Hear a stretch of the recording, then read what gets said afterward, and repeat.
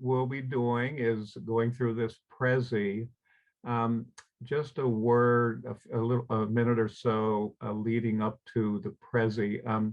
The Beyond Extreme Energy and many other groups have been fighting with FERC, the Federal Energy Regulatory Commission, for a long time. I personally have been involved for about a decade. The reality is that this is the country's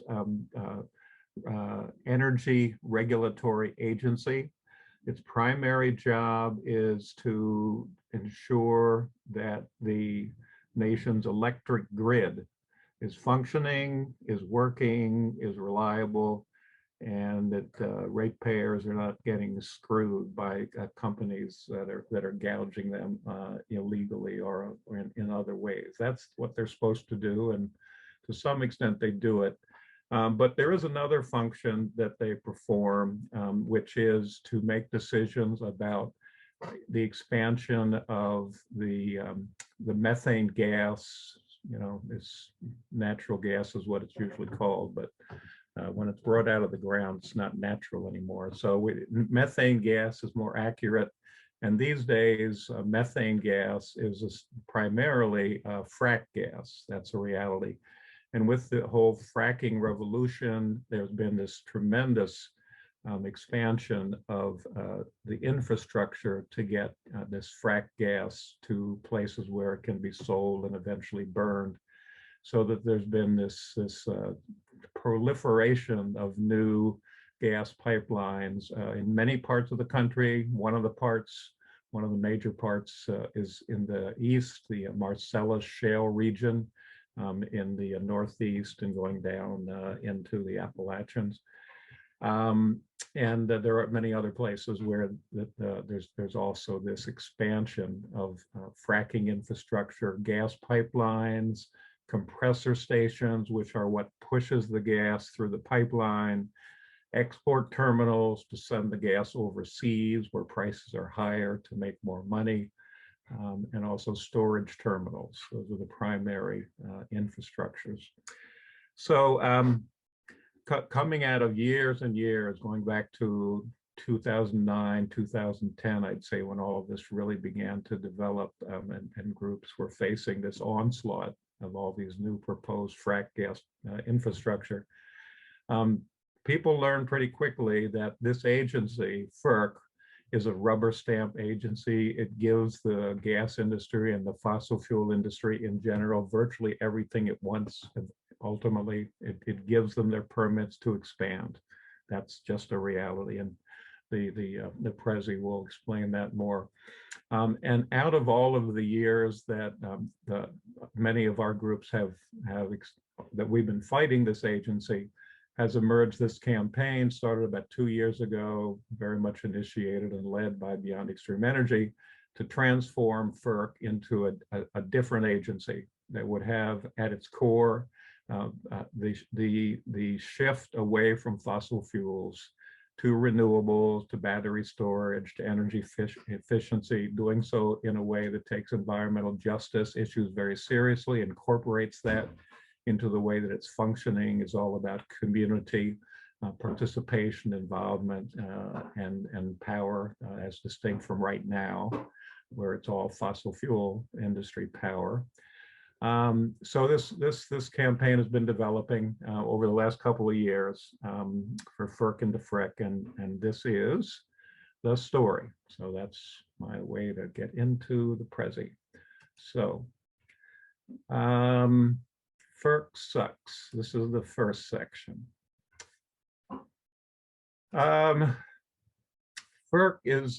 has a revolving door relationship with the gas and the fossil fuel industry. There's data that shows that in terms of not just the leadership, but staff going back into the industry after being at FERC and sometimes coming back. That's the nature of the beast. We've learned that. One of the things we've learned is that the return on equity, the profits for pipeline developers, is 40% higher than typical returns for utility projects. That's something that FERC does for the pipeline developers. sweetens the deal. FERC also gets all its funding from fees on the permit applications that come in.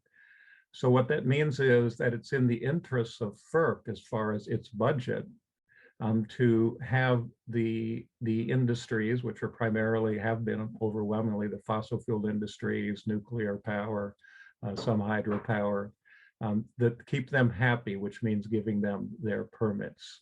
So we think this is a bad way to do it. It encourages corruption. So that's a problem.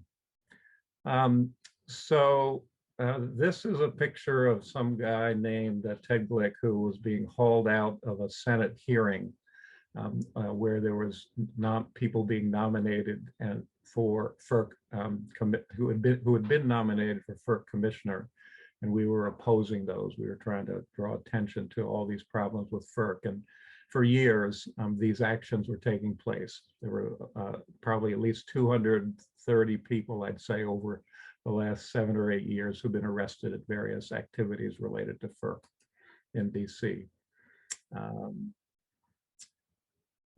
Another issue is that in 1978, Congress authorized FERC to set up an Office of Public Participation to make it easier for the public to have a say.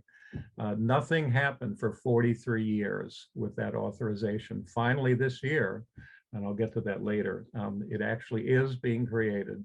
So that's a very good development. But for 43 years, you know, that's a real indication of how seriously they took involvement of the public. Here's some of the problems. Again, just that FERC will allow companies that have not gotten all of the permits that they need. They need permits from the feds, from FERC. They also need permits from the states, particularly water permits. As you can see here, over the last 12 years, there have been permits that have been granted. Local groups have put in an appeal for a rehearing, which is what they actually need to do before they can go to court. And in 64% of the cases, FERC actually allowed companies to start construction of pipelines before ruling on those rehearing requests. That's the nature of this beast. Here's another amazing statistic. This came out just last year. The House of Representatives, the Committee on Oversight and Reform, Jamie Raskin from Maryland had a lot to do with this very much. He was a leader in doing this research and getting it out publicly. They literally have approved 99.4%. This is according to this House committee that researched it. 99.4% of all of the applications for permits were approved by FERC commissioners. Here's something else they do. A local group, a local community fights against this imposition of a pipeline or a compressor station or an export terminal. The permits issued by law, what the group then needs to do is apply for a rehearing on this permit approval. The average wait for groups to hear back on the decision about whether or not FERC will rehear it was 212 days.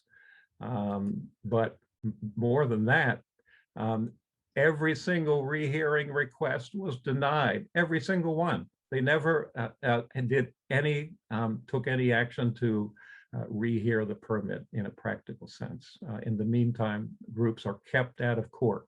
They're kept out of court by being kept on this string.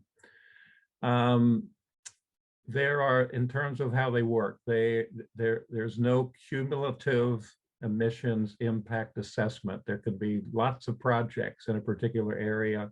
A new company wants to build a pipeline or some other gas infrastructure, and they don't need to look at how that affects the whole dynamic with what's already there. The companies break up their permits. They take a pipeline. This literally has happened in New Jersey and in Pennsylvania, Tennessee gas pipeline, 200-mile pipeline.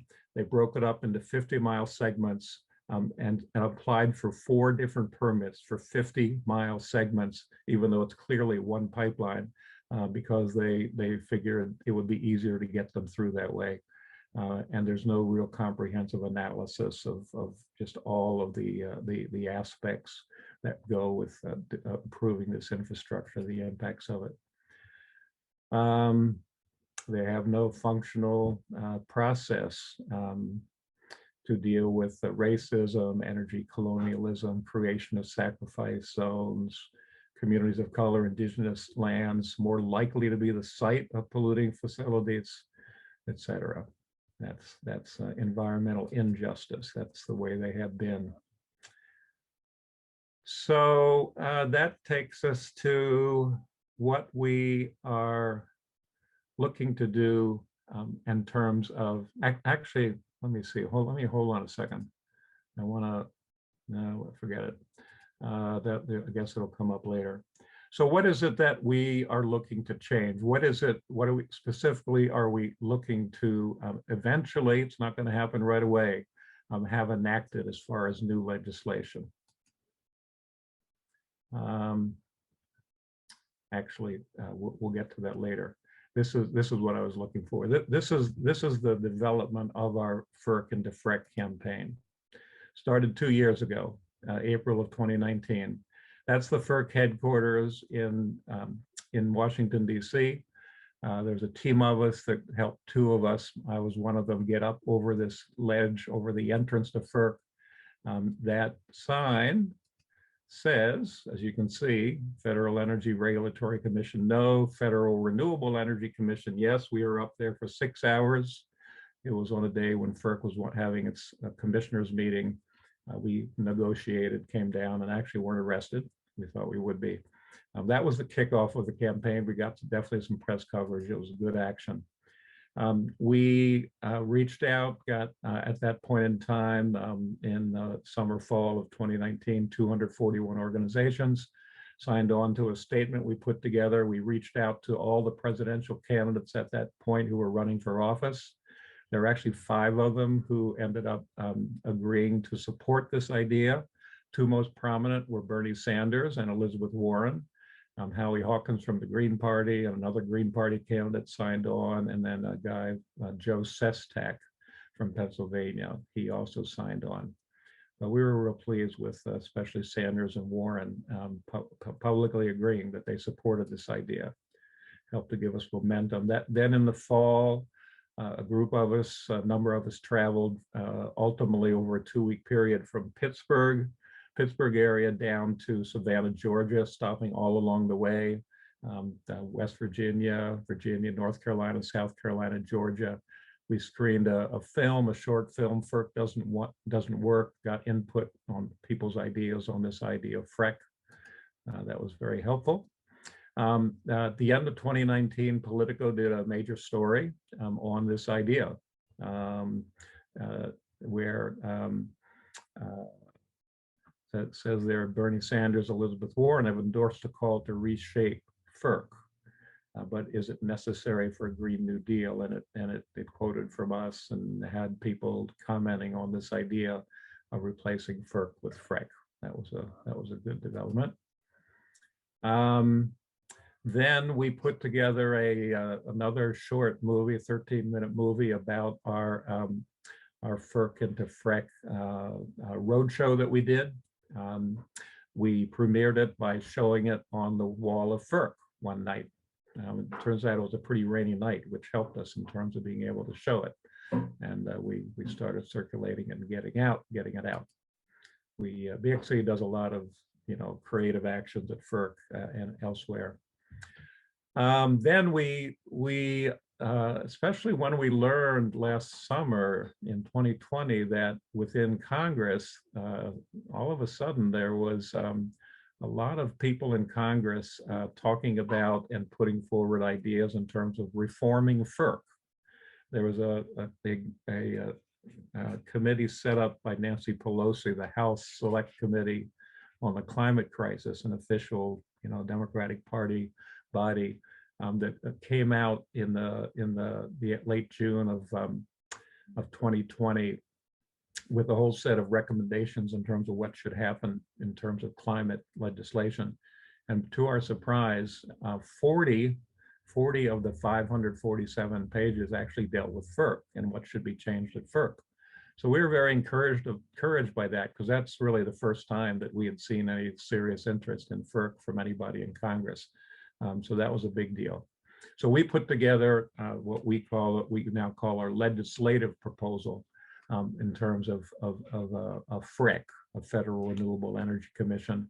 We've been circulating that since, and actually been getting pretty good response from about 15 different congressional offices, both House and Senate so far.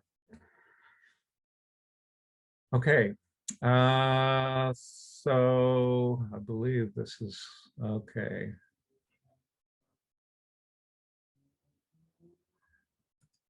Dreams to reality.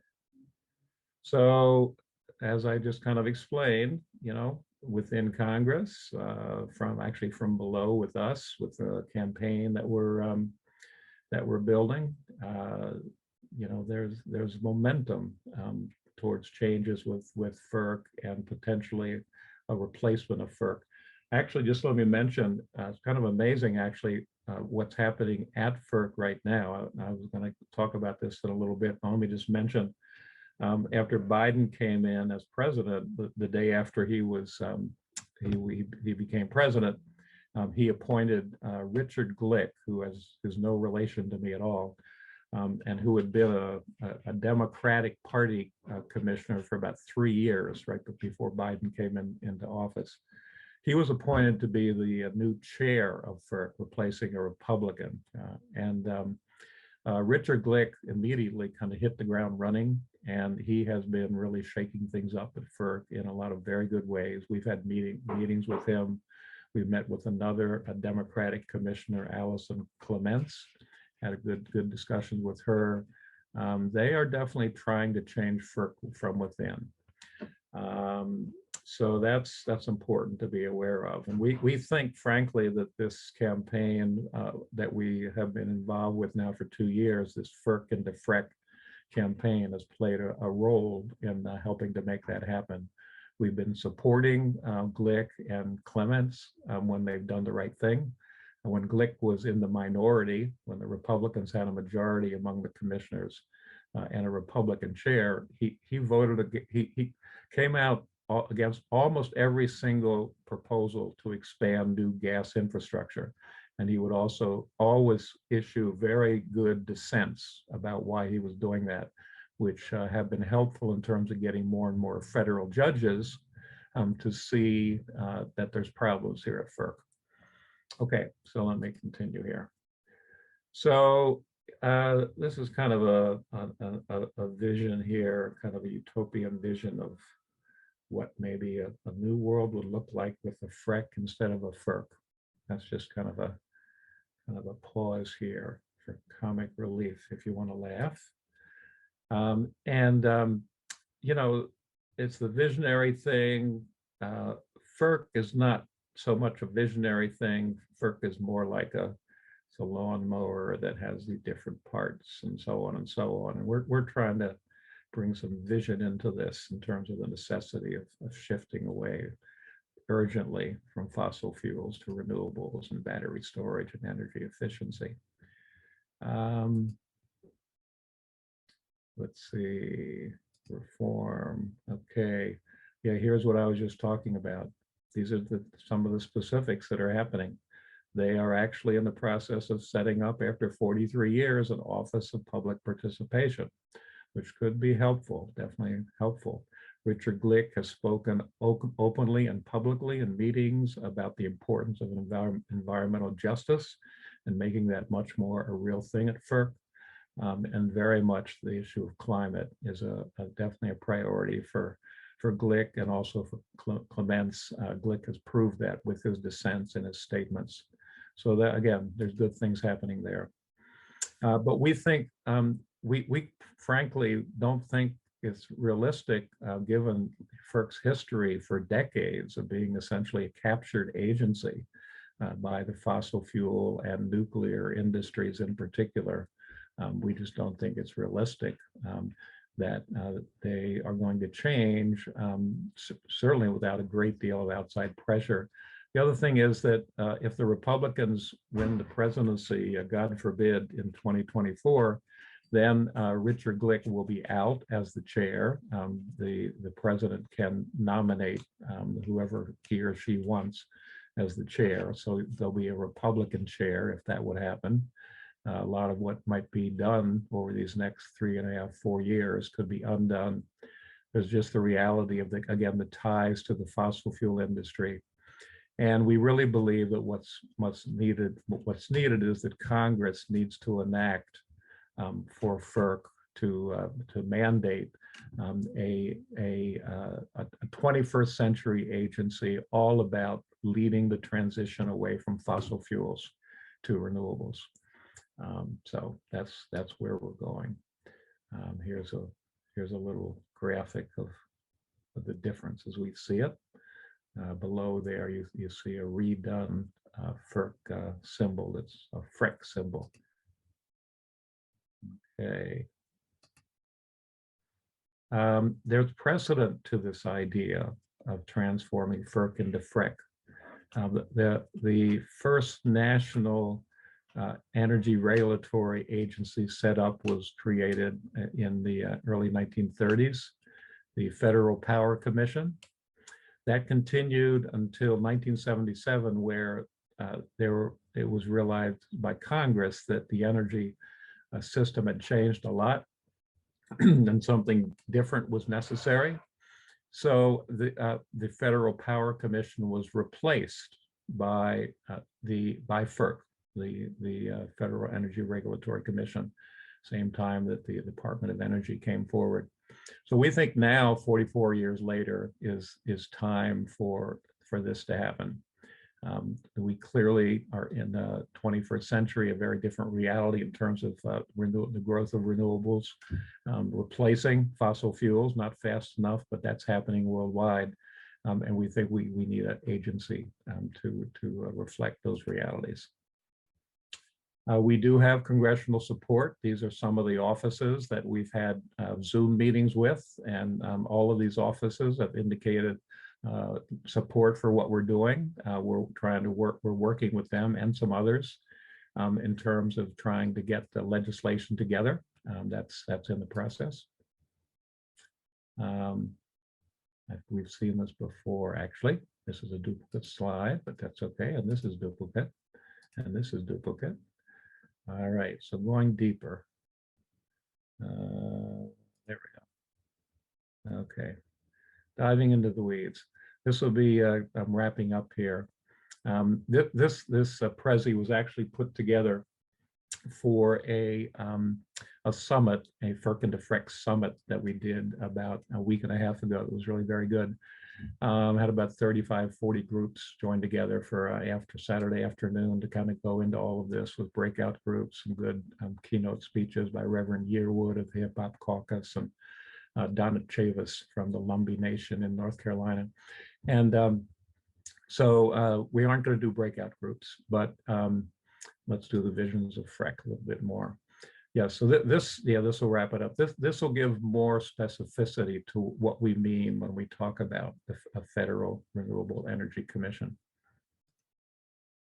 One is, as I've referred, it would have a new mission statement and a mandate to oversee the sunsetting of fossil fuels and the rapid, urgent transition to renewable energy sources, which we define, and renewable energy to us is wind and solar and water, like waves and currents, and also geothermal energy from the earth, as well as battery storage. There would have to be this full transition, standards for a cumulative climate impact statement, clearly deal with issues of transmission. That is an important one. It's not an easy issue, but it's a real issue. Again, have the staff and the commissioners drawn from the renewable energy sector and environmental groups, and maybe groups fighting for the interests of ratepayers, not the fossil fuel industry, which is where many come from. And FERC should, a new FREC should take the really major issue of offshore wind very seriously. There's tremendous amounts of electricity that can come from a serious move towards offshore wind, and FERC, and then we hope FREC is a key agency in all of this, because they're the agency dealing with the electrical grid. So we think that should be a priority. We think there should be an Office of Decarbonization and Abandonment created.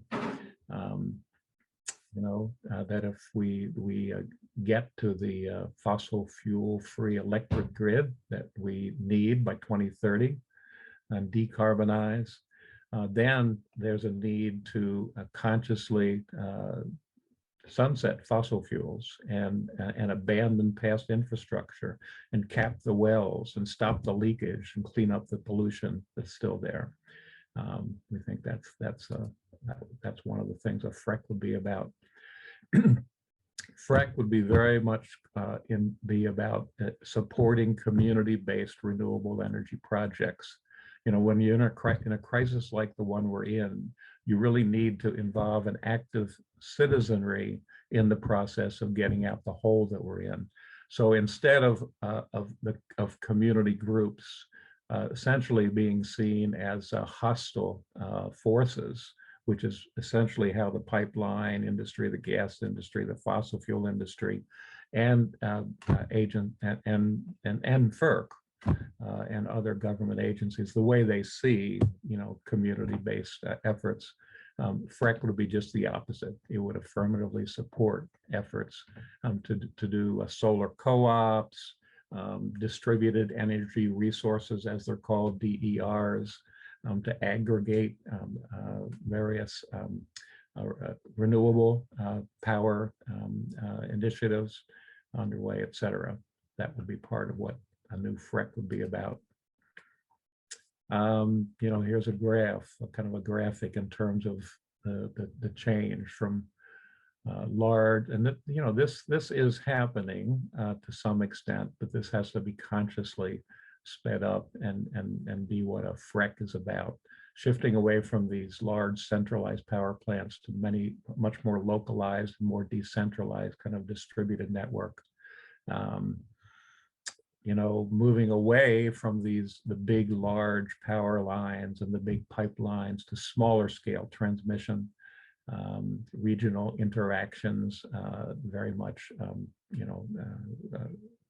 strengthened. Instead of top to bottom, much more interactive between leadership at the top and the grassroots, kind of a good interplay there. And instead of passive people, basically ratepayers just paying and not having no other relationship really in general to the electricity grid and the energy system, there's active participation in various ways.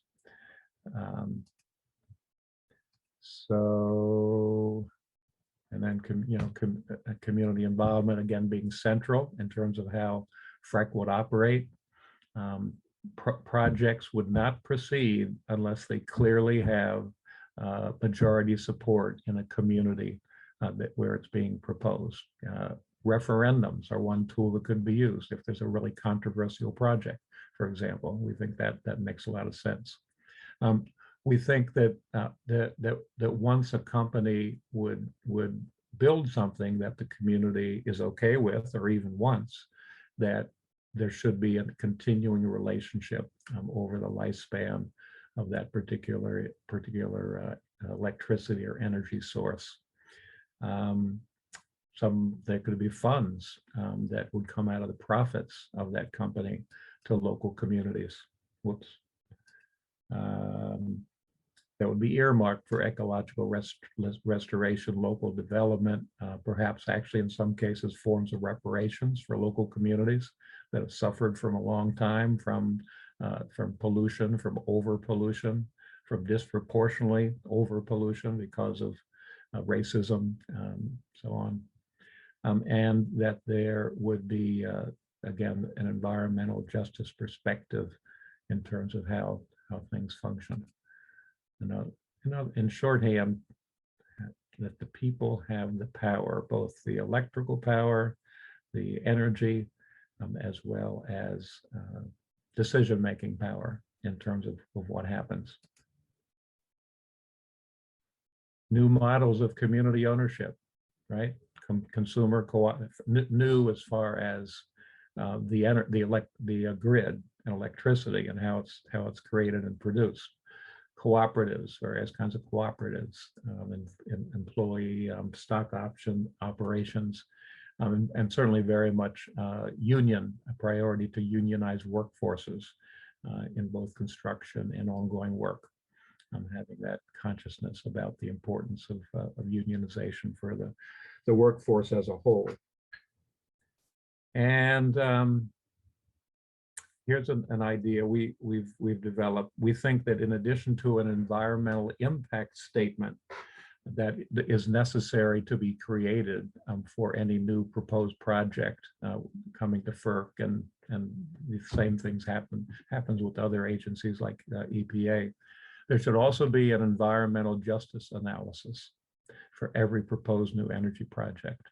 Evaluate potential structural violence resulting from new energy infrastructure, using an intersectional understanding of power, including but not limited to environmental racism, gendered violence, energy colonialism, economic sacrifice zones.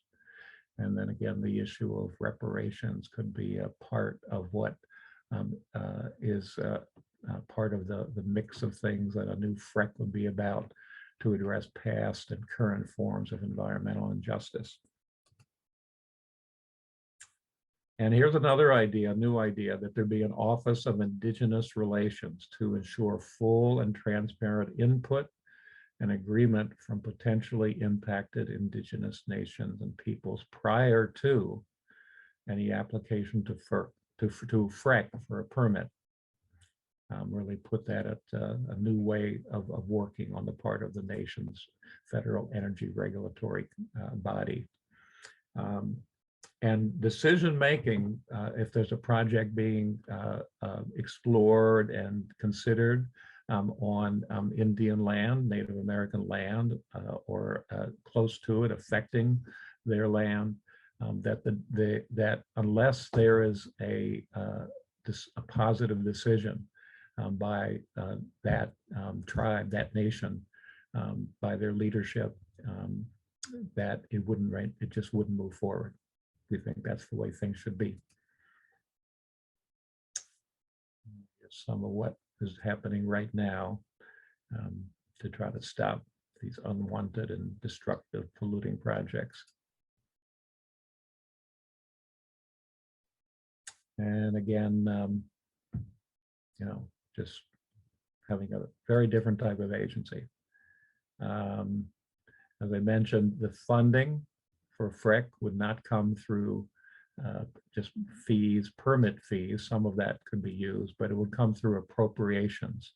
One of the things that would happen if it's through congressional appropriations is that there are hearings on appropriations.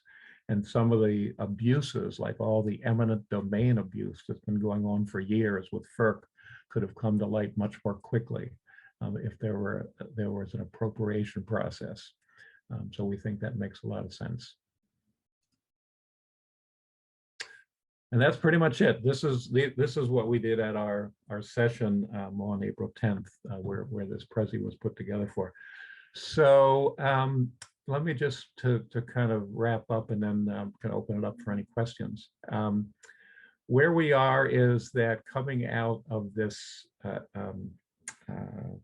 summit, this FERC and FREC summit that we did April 10th, we are planning a what we're calling FERC and FREC May Days of Action, happening May 19th, 20th, and 21st.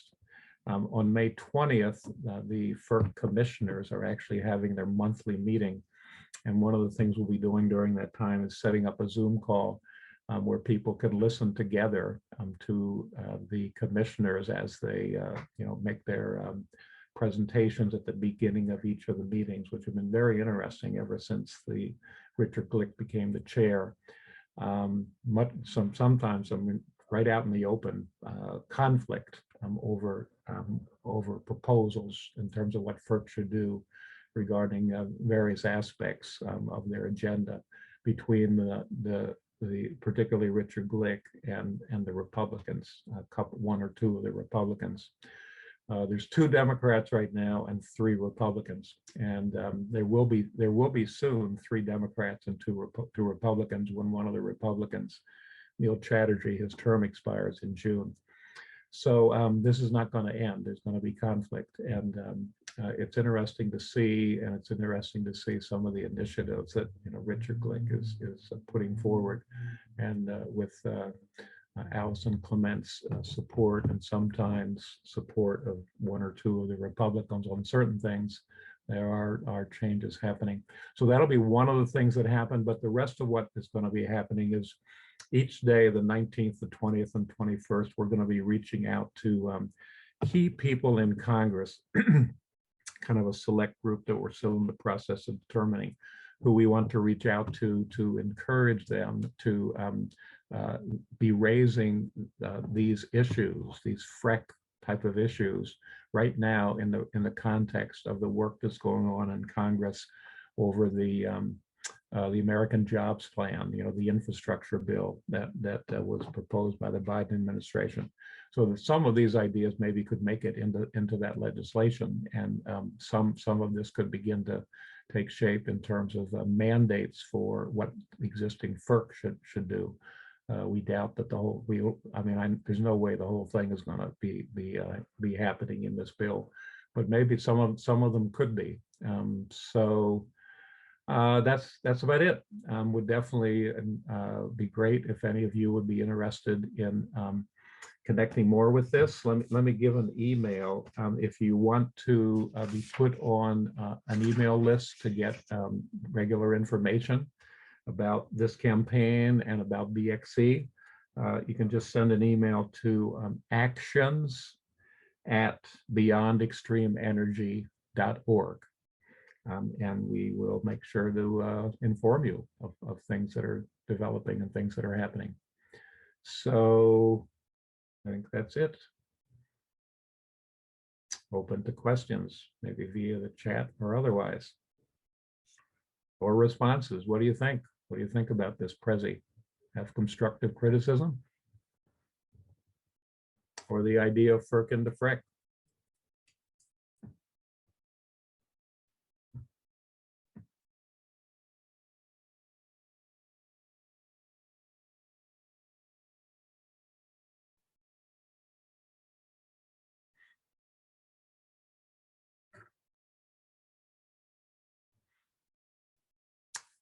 I could talk a little bit more about kind of tactics as we see them in terms of this work. The relationship between this work. Okay, I see some. What are people asking here in the chat? Okay, great. Okay, I'm seeing some questions there. All right, well, thank you. Thank you for people's input. Thanks, David. So, David, you asked about Biden's, have we spoken with Biden's team about it? We haven't yet. The people, the congressional people, we focused on the Senate and the House. The people there, we listed some of them in the Prezi. The ones who have been, I'd say, most responsive. I mean, already, as I reported, Senator Sanders and Senator Warren came out in support of this idea when they were running for president, and we've had Zoom calls with both of their offices, and they continue to be supportive. We've also had good response from Senator Markey. he has his people have liked a lot of what we've been putting forward. They like a lot of these ideas. So we're hopeful there. Let's see, let me stick with the senators first. We also have had good kind of initial discussions with Senator Van Hollen from Maryland. And let me get my list. Okay. In terms of other senators, let's see. Oh yes, Jeff Merkley, Senator Merkley from Oregon. We've had two good Zoom calls. There's definite interest there in all of this. And there are a couple of others we've met with, but I'd say those are the ones who we feel have the most potential in terms of the maybe helping to eventually introducing legislation, helping to advance this. In terms of the House, we've had several good calls with Jamie Raskin's office. Right now, Congressman Raskin, he's primarily focusing when it comes to FERC on issues related to eminent domain and the abuse of landowners. That's mainly where he's focused right now, which is fine. That's definitely very important. But they have been interested in all of that, what we're doing. We've had some very good conversations with Alexandria Ocasio-Cortez's legislative director. Several calls with him, and that's been good. They've had their hands full really with other stuff happening right now around the Green New Deal, with legislation that actually was just introduced for a civilian conservation corps, similar to what happened with the New Deal in the 1930s, and the introduction of the Green New Deal resolution again. But there definitely was a lot of interest from AOC's legislative director in this. Also very good conversations with Congressman Raul Grijalva. We expect to talk with him real soon, following up off the summit, maybe begin to discuss with him the introduction of legislation. Definite interest there. And who else am I missing? I think those are the main people. So again, it would be good to maybe talk with Biden's people, but this is something that Congress is going to have to. It's going to have to come from Congress, so we've been focused there. All right, moving on. I see Christine, your question. Thank you, Christine. Major roadblocks right now, and how can we help? I'd say the main roadblocks are primarily that it's a new idea, and that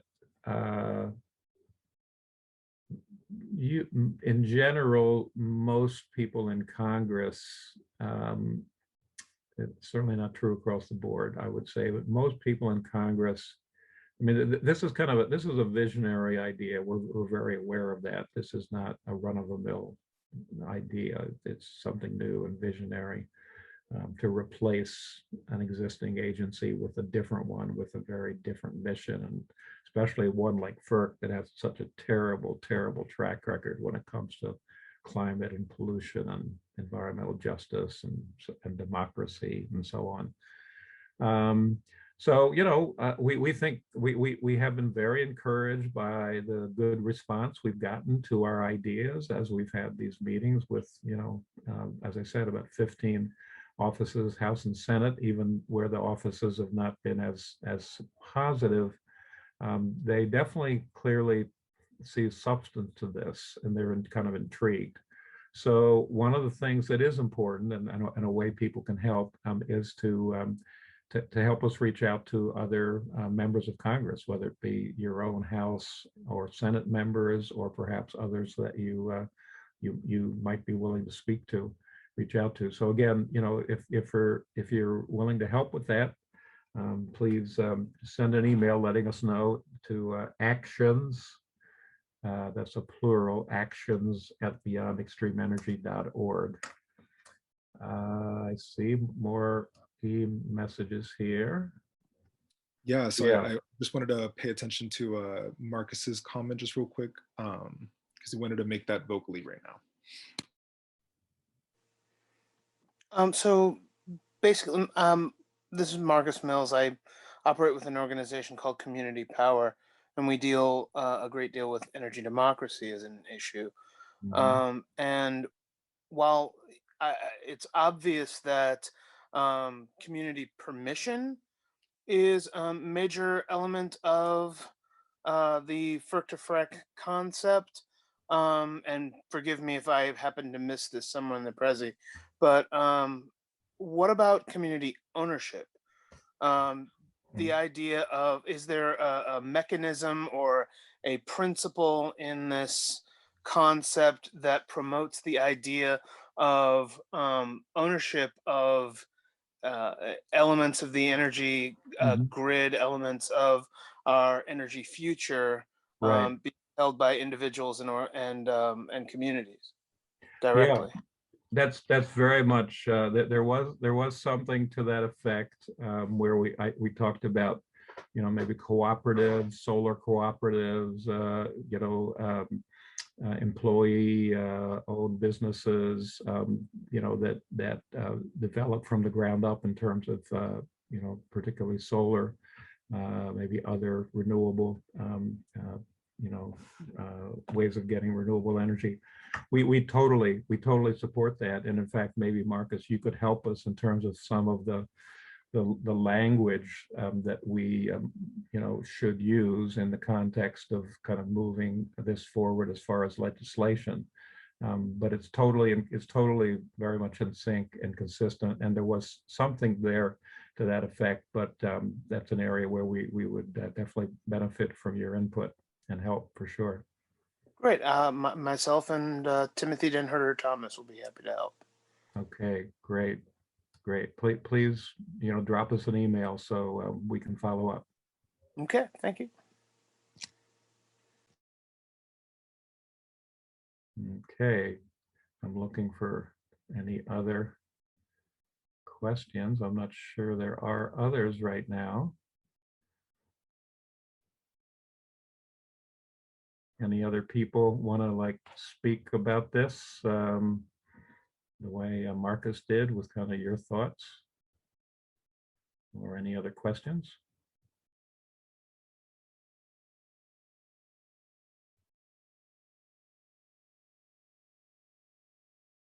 Well, Leila, I do want to talk about this very important question of kind of tactics as we keep developing this movement, this campaign for replacing FERC. I see a new message. I will finish this point here in a minute, but yeah, email address in the chat. Good point. Are you able to do that, Dante, while I finish my thought here about tactics? Again, it's actions@beyondextremeenergy.org. It's pretty simple. So that I had a good talk yesterday with an organizer in Central Virginia who's very active in the fight against the Mountain Valley Pipeline, and she was, Ed, I really do apologize. So sorry. Can you say that once again? I missed that. Yeah, just if you could just put in the chat the email, actions, actions plural, at beyondextremeenergy.org. Perfect. Thank you. Okay, thanks for doing that, Dante. So we were talking, and she was, raising the question. People were saying to her, well, other, grassroots organizers she works with. I mean, they were saying, well, why are you messing with FERC if you're trying to build a FREC? And what I said to her is that that we don't see them as mutually exclusive. That I mean, there are groups who, good groups that we have worked with fighting new gas infrastructure, who are mainly focused on reforming FERC. They're not active with us in terms of this FERC and the FREC idea. We're not, upset about that. That's reality. We think, though, that, and my experience actually as an organizer for many years is that sometimes if you have an idea that is basically stronger, more radical, more visionary, but it's also real. It's not just kind of pie in the sky, that it's well thought out. It kind of hangs together on its own, even if maybe some people don't feel that it's possible yet. That if you have that and you have that going on, it can actually be helpful to reform efforts to reform something, to reform the healthcare system, for example. I mean, this is actually a perfect example.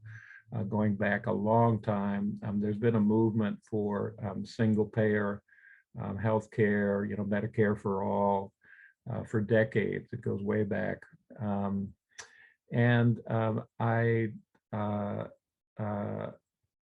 Back in the Obama, when Obama became president in 2009 and began really advancing healthcare legislation, what became the Affordable Care Act,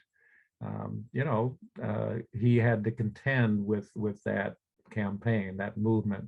And of course, he did not go that way. He didn't think that either that it was the best approach or that it was politically possible. So he came up with the Affordable Care Act, which, is a better system in terms of health care than what existed before. There's many more, tens of millions of people who have health care who didn't have it before. There are various positive, there's certainly positive aspects to it. And it's better that we have that than that we have than the system we had before that. And I believe that the part of the reason why that eventually made it over the finish line and was enacted was because you did have a very strong movement for what was then called single payer healthcare, Medicare for all. And I think it's similar here with this campaign, that the extent to which there's a growing FERC and the FREC campaign, a call and actual work and activity and people's lobbying and so on, that we need a 21st century energy regulatory agency. FERC is not it. It needs to be replaced. It's too corrupted, basically, over many, many years, or decades, by the fossil fuel industry. Having that helps open space for people who are pushing for FERC to be changed, FERC to be to have a new mission statement. That Congress enact a new mission statement that says something to the effect that FERC needs to play a leading role in this transition from fossil fuels to renewables. Right now, that's not part of the FERC mission. They're supposed to be acting in the public interest, reliable energy that is affordable. That's kind of, I think, the essence of what their basic mission is. And there can be other reforms, like this Office of Public Participation that is going to be set up. Depending upon how it's set up and how it works, that could be very useful, very helpful for local communities that are trying to prevent the imposition of unwanted and destructive, fossil fuel projects in their community. Definitely, it can be helpful for kind of defense against those kind of projects. Same thing in terms of environmental justice. Richard Glick says he wants to have FERC deal with environmental justice in a way that they haven't before. That's a good thing if that gets fleshed out and it begins to take on reality in terms of the way that they function. That'll be a positive thing. There's kind of pros and cons really to either approach here. I mean, obviously, I guess you could say the con to FERC and the FREC approach is that it seems like a lot to expect that the existing Congress is going to pass something like this. You could certainly have that point of view, and it's not unrealistic. The con view in terms of just reforming FERC is FERC's history, that FERC has this history, it has this culture, this internal culture, as kind of we put out in the Prezi, of this back and forth revolving door with the fossil fuel industry in terms of both commissioners and staff. You know, the rubber stamp nature, the incredible statistics when it comes to their batting average as far as permits for the expansion of the gas industry. 99.4% of the applications to expand the gas industry had been approved by FERC. I mean, that's a lot to try to contend with, to try to allow that to kind of pretty much continue without taking it on directly. So yeah, that's, I think those are important issues in terms of tactics, and that's kind of a little bit of how we see it, that we kind of do both. We kind of do both. And hopefully over time, this replacement of FERC idea will be more and more seen as the most realistic option because of, you know, because of what likely will not be able to happen to the extent that it needs to happen as far as reforming FERC. So, hope that was helpful.